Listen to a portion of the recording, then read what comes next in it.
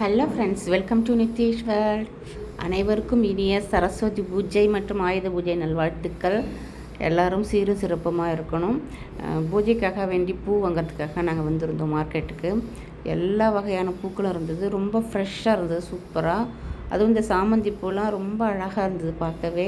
நிறைய பேர் அந்த வண்டிக்கு பூஜை பண்ணுறதுக்காகலாம் எடுத்துகிட்டு போவாங்க. கம்பெனிஸு, பஸ்ஸு, கார் என்னெல்லாம் இருக்கோ எல்லாத்துக்கும் பூஜை போடுவாங்கள்ல, ஆயுதங்களுக்கெல்லாம். அப்போது அவங்களுக்குலாம் அது நல்லா யூஸ் ஆகும். அதனால் நிறைய ஃப்ரெஷ்ஷாக வந்து இறங்கியிருந்தது. நான் சாமிக்காக மல்லிகைப்பூ, பிச்சி, முல்லைப்பூ இதெல்லாம் கொஞ்சம் நிறையா வாங்கிட்டு வீட்டுக்கு வந்தாச்சு. காலையில் எழுந்து எல்லாம் குளித்து முடிச்சுட்டு நித்யஸ்ரீ வந்து நான் கோலம் போட்டுக்கிட்டு இருந்தேன். அப்புறம் அவளையும் கூப்பிட்டு கொஞ்சம் சொல்லி கொடுத்தேன். ஃபஸ்ட்டு எப்பயுமே அவள் ஸ்டார் தான் போட்டுட்ருவா. இப்போ இந்த அச்சியில் போட்டு பழகிறா. இது நல்லா அழகாக கோடு கூட சூப்பராக வரும். தனியாக இப்போ கையாலையும் போடுவோம், அந்த அச்சு மூலமாகவும் போடுறா. அதனால் அவள் ஸ்டார் போட்டால். அப்புறம் பெரிய கோலத்துக்கு வந்து சைடு பார்டர் வைக்கிறதுக்காக நான் ரெடி பண்ணிகிட்டு இருந்தேன். அதை போட்டுட்டு செங்காவிட்டால் ரொம்ப அழகாக இருக்கும். அப்போ அது அந்த கோடெல்லாம் லைன்ஸ் நல்லா வரணும் அப்படிங்கிறதுக்காக அவளை அதை கற்றுக் கொடுத்துட்டு இருந்தேன். எந்த ஒரு விஷயமே இந்த விஜயதசமி, நவராத்திரி, இந்த 9 நாளும் நம்ம வந்து சாமிகிட்ட வந்து பிரார்த்தனை பண்ணி வேண்டிக்கிட்டோம்னு வச்சுக்கோங்களேன். அந்த விஜயதசமி அன்றைக்கி நம்ம பிரார்த்தனை நிறைவேறுன்னு சொல்லுவாங்க. இந்த 9 நாளும் சூப்பராக பூஜைலாம் முடிஞ்சுது.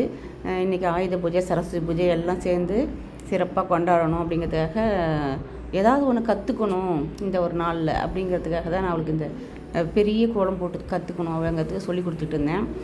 இது கொஞ்சம் பொறுமை தேவை தான். அவள் நல்லா இன்னும் பொறுமையாக கற்றுக்கணும். சொல்லித்தரது எப்படியா பொறுமையாக இருந்தாலும் கற்றுக்கிறதுக்கு அவளுக்கு இன்ட்ரெஸ்ட் வந்து அவள் பொறுமையாக கற்றுக்கிட்டால் தான் நல்லா பெரிய கோலம்லாம் போட முடியும். அப்புறம் அதெல்லாம் முடிச்சுட்டு நாங்கள் பூ கட்ட வந்துவிட்டோம். வாங்கிட்டு வந்த பூலாம் பார்த்திங்கன்னா நல்லா ஃப்ரெஷ்ஷாகவே இருந்தது. நைட்டே கட்ட முடியல, ஏன்னா ரொம்ப டயர்டாக இருந்தது, ஷாப்பிங்லாம் போயிட்டு வந்தது. அதனால் அந்த பூவெல்லாம் எடுத்து இப்போ காலையில் தான் கட்டிட்டு பூஜைக்கு வச்சுக்கலான்னு சொல்லிவிட்டு கொஞ்சம் கட்டி நாங்கள் தலைக்கு வச்சுக்கிட்டோம். மீதியெல்லாம் வந்து கொஞ்சம் கொஞ்சமாக கட்டி பூஜைக்காக ரெடி பண்ணிகிட்டு இருந்தோம். அது நிச்சயஸ்டிக்கு பூ கட்டுறது சொல்லி கொடுங்கன்னு சொல்லியிருந்தீங்க கமெண்ட்ஸில்.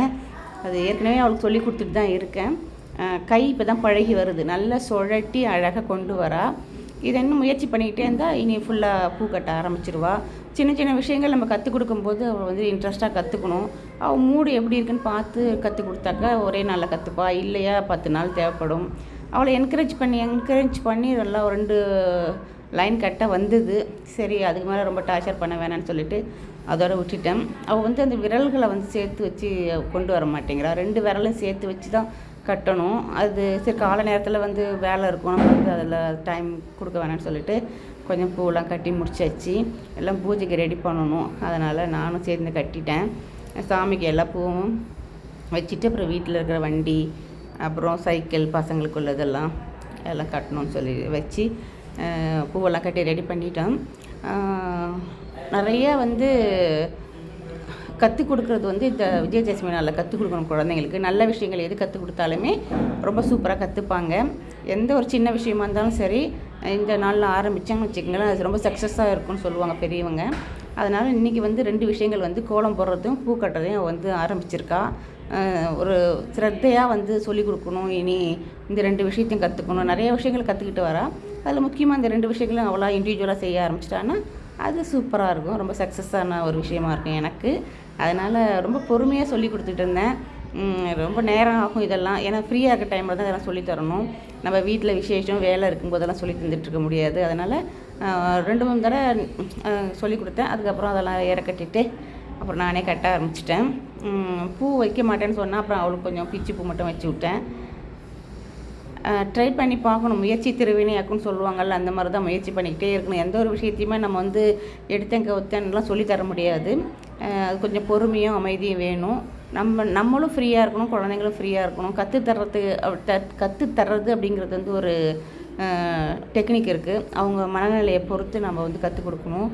அதனால் அந்த இதுக்கான நேரம் இது இல்லைன்னு சொல்லிட்டு, ஏன்னா ரொம்ப டென்ஷன் படுத்திக்கிட்டே அந்த அவளுக்கு வந்து வர மாட்டேங்குது. அதனால் என்ன பண்ணுறது, ஒரு வழியாக பூஜையெல்லாம் முடிச்சாச்சு. கட்டின பூவெல்லாம் சாமிக்கு சாத்திட்டு சிறப்பாக வழிபாடு நடத்தணும். எல்லாருக்கும் சரஸ்வதி அருள் கிடைக்கட்டும். தேங்க்யூ ஃபார் வாட்சிங்.